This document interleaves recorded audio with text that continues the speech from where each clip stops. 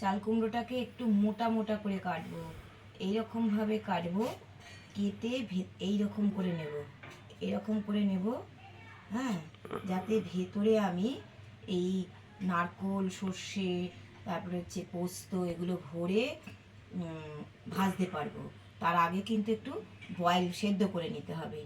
এইভাবে আমি সবটা কাটছি, একটু মোটা মোটা করে কাটবো,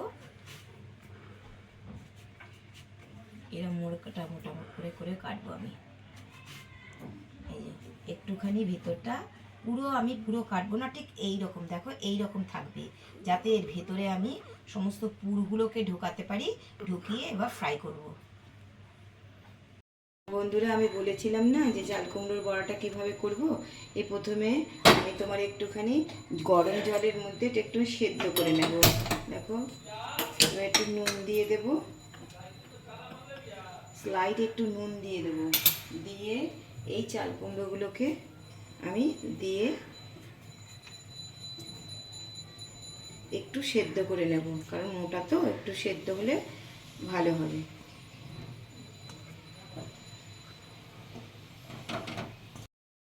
এই সিন্ধু আর জলটা ফেলে দিলাম না, সিন্ধু আর জলটা একটু নিয়ে নিলাম।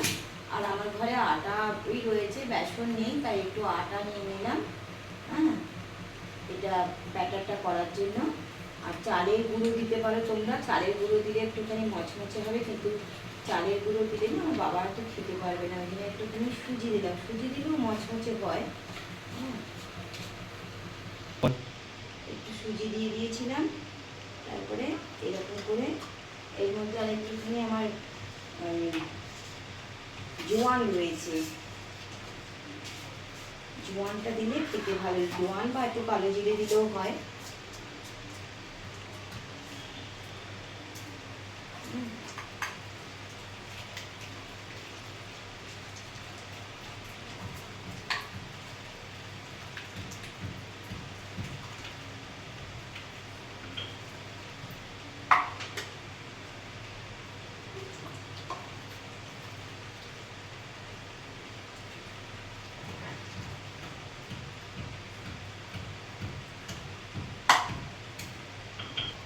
একটু হলুদ দিয়ে দিলাম, আর এর মধ্যে এইভাবে ব্যাটারটা তৈরি করবো।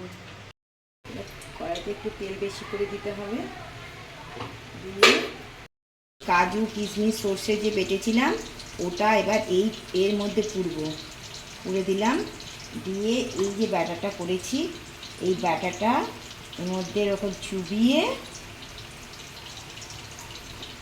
চুবিয়ে এবার তেলের মধ্যে ছাড়বো। এইভাবে আমি সবগুলো ব্যাটার ভরে সবগুলোতে ভরে